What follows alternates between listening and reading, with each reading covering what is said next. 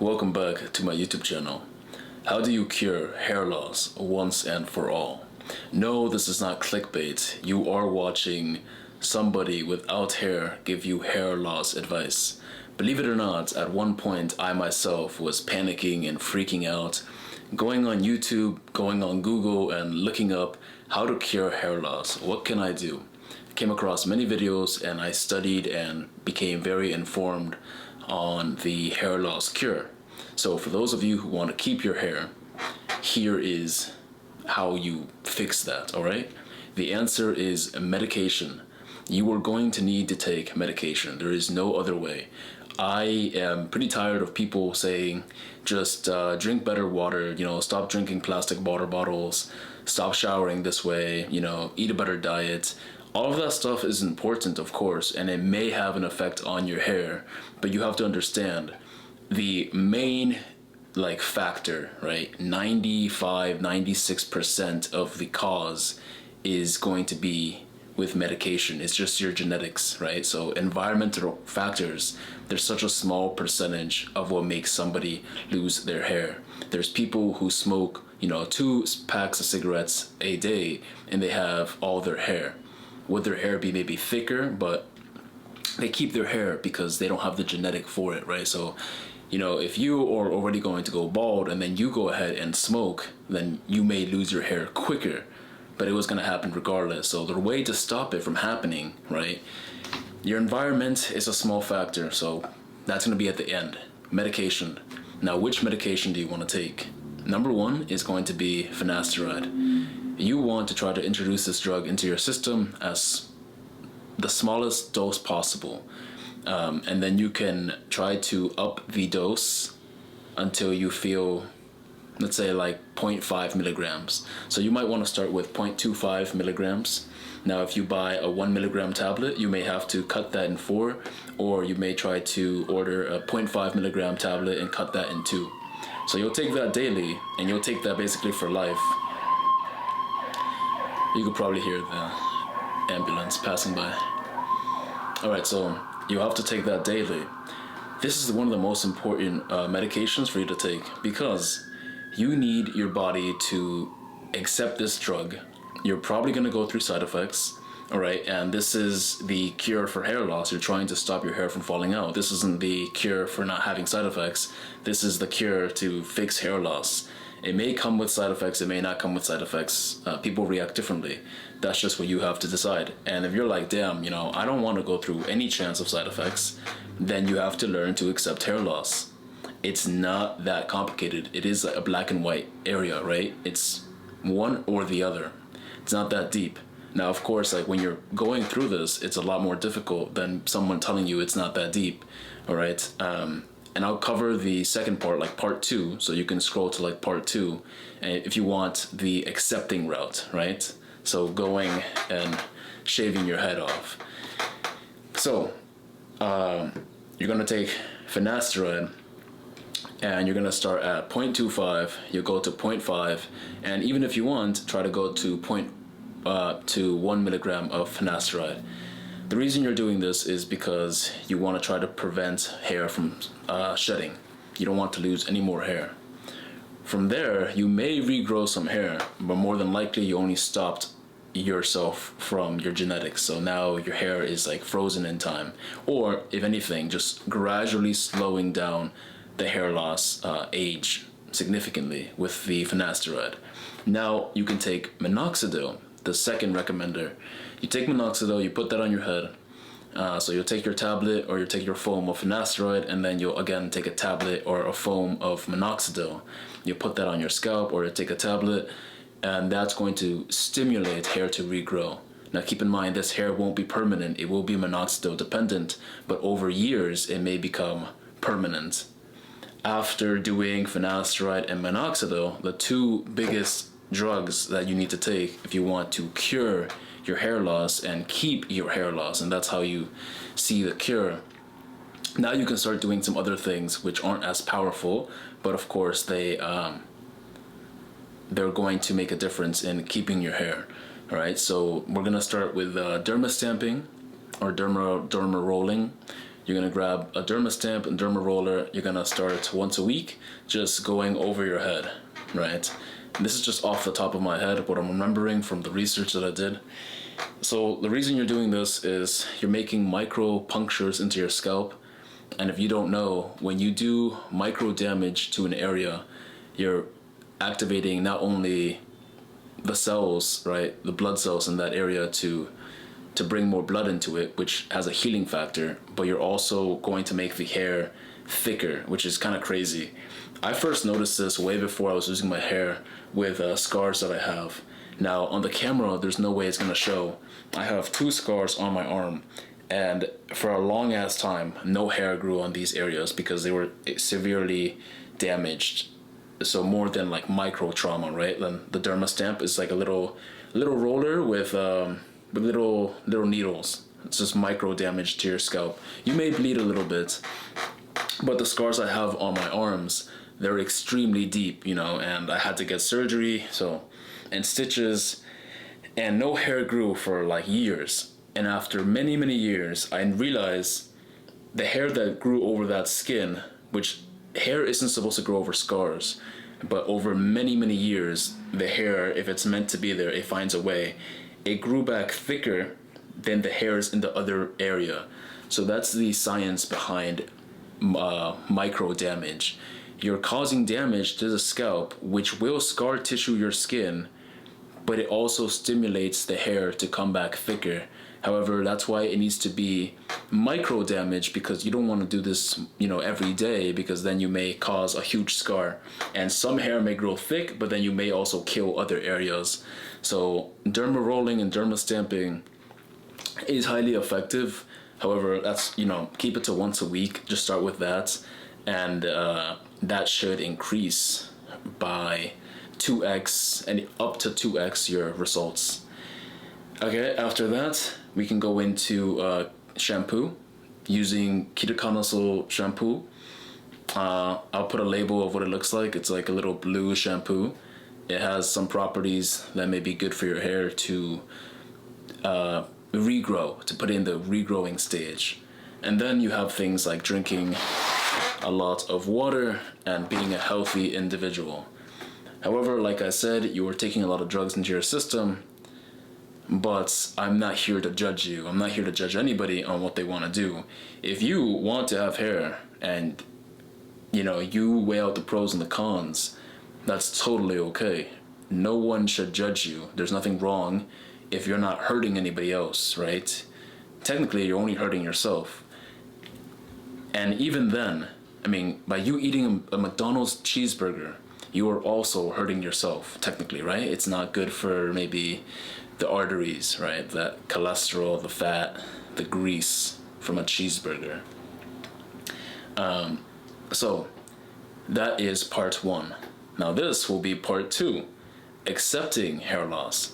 If you don't want to go through any side effects whatsoever, the only other thing you can do, okay, because we're still far away from there being a way for you just to not have to go through balding and it to be like cured without medication. Imagine it being cured without medication. Like, that's not the state that we're at right now. There are things like PRP, which is not a cure. It's just something to allow your hair to last a little longer because it's being enriched with your own blood. Plasma replacement, something, I don't know. PRP, so they take your blood and they make a plasma out of it, and then they inject that into your scalp through a needle into multiple areas of your scalp that need that density from your hair loss. But this is part 2. All right, we're over that. Accepting hair loss. If you don't want any side effects, like me, then your best bet is to shave your head. Now, I know you may have a lot of negative thoughts going into your mind. I did too. Now, I can confidently tell you today that it's no longer an issue for me personally, right? This is something I learned to conquer when I was younger, and some of you watching this are also bald, and maybe you understand what I'm saying. If you are meant to go bald, me personally, I think you're going to be fine in the looks department. Here's why. Genetically, you're meant to go bald, and your ancestors have been bald. So people who aren't supposed to go bald, sometimes for movies and stuff, they'll like shave their head. But a lot of the people that are supposed to go bald, are going to look fine because you're supposed to go bald. You know, you have the genetics to pull it off, right? As long as you're not like a fat piece of shit and like you're not taking care of yourself and have nothing going for yourself. Of course, like on the most extreme side of things, if you're homeless, unemployed, and you know, extremely overweight, then yeah, hair loss may seem like the end of the world, but you have much larger issues than that. So first we talked about the looks department. People think if I go bald, I'm not going to pull it off. When I was looking up tutorials and people, you know, talking about just go bald, these guys were like in their 50s and 60s, and you know, they had this big beard. I didn't have a beard. Not that I can't grow one, but it just wasn't my cup of tea. I don't have a beard now, and I'm fine, right? So if that's your worry too. But I saw all these older people, all these older gentlemen talking about just shave it off. I didn't see anyone that was younger, so I'm here to tell you it's totally fine to shave your head. All these fears that I'm gonna look bad, not true. I'll get less attention from women. You may notice a shift in the attention, but at the end of the day, the right person will find you regardless of the age. So if you're like, let's say you're 21, you're experiencing hair loss at a really early age of your life, to say that you can't find someone who is 20 or 19 close to your age or 21 is not true. There may be people, but again, that's going to tie back into the next point, which is your mentality. Accepting hair loss is going to be as devastating as you allow it to be. So I'm not much of a hat person, but I was wearing a hat like yesterday, and you meet people and they tell you, you know, whatever the case is, right? You're walking your dog, or you're out and about in the town buying some things, doing some errands. You have your hat on for whatever reason. It's raining, you know, super sunny. Maybe you just got out of the house and you're wearing a hat. Maybe people can't tell that you're bald. Not always. If that's the case, when people meet you, they may not know that you're bald. And people don't care. It just depends on how you're able to say things. If you get to talk to me and get to know me in my story, then you'll find that out pretty quickly, whether I show you or I don't show you that I have no hair. It's not a big deal because I don't make it a big deal to other people. If anything, I'm proud of my accomplishments. And in the acceptance part of this video, right, part 2, I also wrote my ebook, which I put in my school community, which is all about accepting and conquering and bettering your mind. My community, I think, is just going to be for like self-improvement for balding, right? Whether you're losing your hair, already lost your hair, you're just bald and you want to better yourself. It's just extra content, right? No one needs it. It's just extra stuff for people to help them. So accepting hair loss, I don't think is the end of the world. However, because of the internet, it may not be that easy to do, if that makes sense. Like, we're not surrounding ourselves by like-minded individuals that think like this. Like, it's not a big deal, that have proof that, hey, like, you'll be fine, right? Also, just to throw in my, keep in mind, 10 to 15% body fat is ideal for a man, just like in general, right? Like, just a healthy man. You look at like warriors and people in tribes, like throughout most of human history, like we've never been like morbidly obese, right? So if you're like a super power lifter, right, you're trying to like, I don't know, bench the heaviest amount of weight, you could do that without becoming morbidly obese. But you could also make the argument that me being morbidly obese will help me because I'm putting on the most amount of muscle. Those are different people, different cases, but I'm just saying most people, 10 to 15% body fat. Me, myself, I think I'm 15.9% body fat, so I'm like 16% body fat. And then apparently, according to many articles, 10 to 12% body fat for a man is like where your face is going to look the best. So if you don't have hair, or you have hair, 10 to 12% is like the target goal, but 10 to 15 is the ideal goal, right? You have your like, your super ideal, and your just generally ideal, 10 to 15%.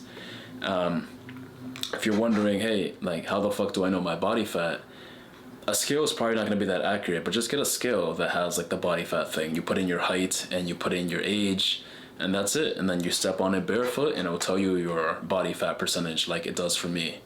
I don't know how accurate it is, but it seems pretty accurate to me. And if anything, even if that number isn't accurate, it will go down and up inaccurately, if that makes sense. So if I'm like actually 17 and it tells me I'm 16, next week it's gonna say I'm 15. Well, the scale's not wrong. The percentage may be wrong, but it did go down a percent, right? So buying one of those scales can help you. Going back to accepting hair loss, you know, how you see the cure for yourself. Like for me, the best cure is to accept going bald, because you're not supposed to be reliant on all these things. I recently saw this documentary called The Blood Warriors by National Geographic. It was amazing, and you should just see how these warriors live off of just blood, milk, and then food like meat is like a luxury to these guys. They'll eat honey as well. So a very clean, pure diet. I didn't even know blood had calories. And they have amazing skin. Some of them are bald. They just look amazing. They also shave their face. They're very tall, very athletic. Amazing group of people. And I'm always leaning more towards that like natural side, right? So not taking medication, not altering the hormones of the human body, and trying to eat as healthy as possible. Of course, with exceptions, man. Like I'm not retarded, man. Like if I go on a fucking date, if I am with my girlfriend, if I'm at a best friend's birthday party, you know, someone important to me, like I'm eating whatever I want, you know, I'm just gonna enjoy myself. But just day to day, try to keep the diet healthy, try to have good performance in my physical health, and try my best in life, right? That's what you want to do. And that's also why I make these YouTube videos, because my goal is to help somebody. So hair loss, unfortunately, hair loss is something that many men have to go through. I've been there myself, right? And the first thing for me to go was my crown. My crown was ultra sensitive compared to like here. But of course I'm thinning everywhere. It's just that I shaved my head, so you may not be able to tell as easily. And yeah, it sucked. I think for me personally, like the mental growth I gained from it was another advantage, because you learn to overcome things and you learn to break those limiting beliefs, which is extremely important. Just keep in mind that when you do like notice that you're losing your hair, it can take a big mental toll on you, and the longer you're there, the worse things are gonna get. It's not healthy for you to be in this like desperate, dire situation where you just don't know what to do. You do need to pick, you do need to take action. You don't have the entire time to think about it, right? Because it does affect things. Like I didn't realize how much it was affecting things, and I realized that I'm one of the people that had a stronger mentality, I think, due to my circumstances, that I had gone through things that were difficult. So maybe for other people who didn't experience like any hardship in their life, which is also hard to, you know, most people probably had some type of hardship, but those people who haven't experienced any type of hardship in their life, once they realize they're losing their hair, it may be a lot harder for those individuals, and they may just procrastinate and push it to the side and not even think about it, not take medication, or not try to shave their head and accept this thing. For other people, it just doesn't matter whatsoever. They go bald and they just don't give a shit, and that's amazing. They're not like mentally weak, right? So to each their own. If you enjoyed this video, that's the entire video, and you found value in this video, just leave a like, let me know, leave some comments on things that you would like covered, and that's the entire video. I'll catch you guys on my next video. Take care. Peace.